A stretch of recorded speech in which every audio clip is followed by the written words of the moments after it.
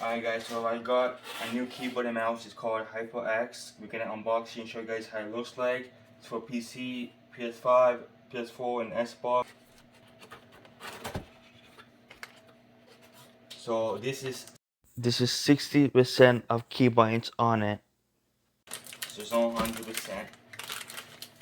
So basically you're gonna miss the spot over here with the numbers, but you have numbers up here and the arrows have been and stuff. It looks nice. This is the back of it.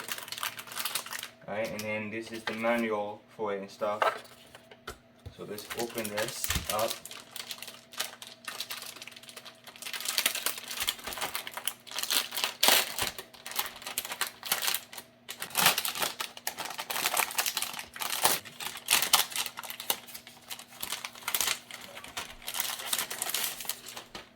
This is how it looks like the back. The cable is right here in the box. We're gonna take it out and show you the cable. But this is the keyboard.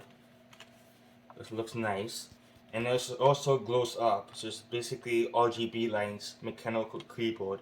Looks nice. So let me show you the cable. So this cable is very long. This is the cable. It's called a USB-C cable. Looks nice. Alright, now I'm gonna do the mouse.